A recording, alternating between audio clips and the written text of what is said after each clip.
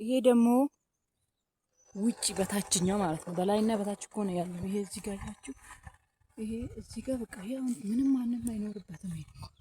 ይሄ እዚህ ጋር ያችሁ እዚህ ጋር እህል ሰጣ ነበረ። እዚህ ጋር ቁጭ ብለን አንዳንዴ ይሄ በቃ ደስ ይል ነበረ። እዛ ጋር ኩበት ነው። ይሄኛው ደግሞ እዚህ ስርም ቁጭ እንል ነበረ አንዳንዴ። በቃ ይሄ ገጠር ቤታችን ማለት ነው። እዚህ ውስጥ ደግሞ እንትን ነው የእናቴ ጓሮ ነውና ጌሾ ምናምን እዚህ ውስጥ ነው ያለው። እንደዚህ በዓል ሲመጣ ይሄ ምን ነበር ኮሰረት፣ ጤና አዳም ምናምን እዚህ ውስጥ ነውና ሳያችሁ ነበረ ገብቼ። ግን አሁን ጠፍቷል። እንደዚህ የሆነ ያሉ የወንድሜ ልጆች እና እነሱ ሲያበላሹ ነበር። ለማንኛውም ይኸው እንደዚህ ነው የሚያምረው ስንወጣ እና እዚህ ነበር ያደግነው የተወለድንበት።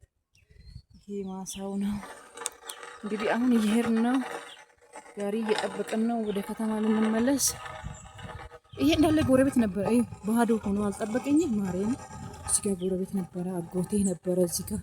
እሱም ለቆ ሄደ እንዳለ በቃ ህዝቤ ለቆ ሄዱ። እንደሆነ አላውቅም ጌታ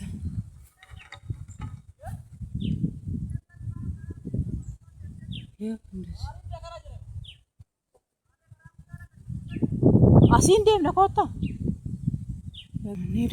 እንደውም በዚህ ጋር ልንሄድ ነው ቅድም ያልኳቸው። እኔ ደግሞ እንጨት ይዣለሁ ከሳ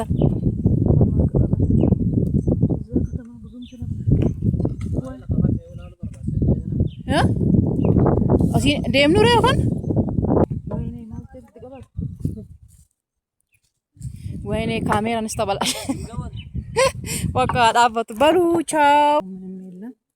ይኸው እዚህ ጋር ቤቱ የድሮ እዚህ የተወለድንበት ያደግንበት ማለት ነው። ማርያምን እዚህ ጋር ቡና ይፈላ ነበር። እዚህ ጋር ምናምን በቃ ደስ ይል ነበር። አሁን ግን ተበላሽቷል። እንዳለ ተሰባብሮ የእናቴ ቤት ማለት ነው። ማርያምን እዚህ ነበር ያደግነው የተወለድንበት ቤት። ይኸው ኮርኒሱ እንዳለ ነው። ውስጡ ግን ላሳያችሁ ነበር ግን ጨለማ ነው፣ ማብራት የለም። ይሄ መሰሉ ሰብሮታል። ያው እንትን ሳሙን የሰበረው ስለተዘጋ ይሁ እንዴት እንደሚያምር። ይሄ ተዘግቶ ነው ያለው ኦልሞስት 7 አመቱ ምናምን። እኔ ጆርዳን በቃ ሲገባ ነው እንትን የተባለው። ለእናቴ እዛ ከተማ ስለገዛውላት ይሄኛው ተዘጋ ማለት ነው። እና የከተማውን አላሳያችሁም። ይሄ ገጠር ያለው ቤት ነው። ውሃውም አልተነዛ፣ ቧንቧ አለ የሮቶ ያለበት ቦታ። ውሾቹ ደግሞ አሁን እርሻ ስለሆነ ከብት ሲወደድ ስለምመጣ ውሾቹ ከብቱን ተከትሎ ነው የመጡት። እና ይሄ ብቻ ወደ ሳይ ነው። ይሄ ጎጆ ቤት አለ እዚህ ጋር የገጠር ቤት። ይሄ አንዳንዴ እናቴ ዝም ብላ እንደዚህ እረፍት እንትን ትላለች እዚህ ውስጥ እና ብቻ ደስ ይላል። ማርያምን ትዝታ ቀሰቀሰብኝ። የዛሬ 5 አመት በቃ ምርጥ እንትን ነበር። አሁን አርጅቷል እና ብቻ ደስ ይላል ማርያምን። እና በቃ ግን እናቴ እዚህ ብትሆን ደስ ይል ነበር፣ ግን ብቻዋን ስለሆነች ነው እንትን ነው። ለማንኛውም በሌላ ቪዲዮ እንገናኛለን።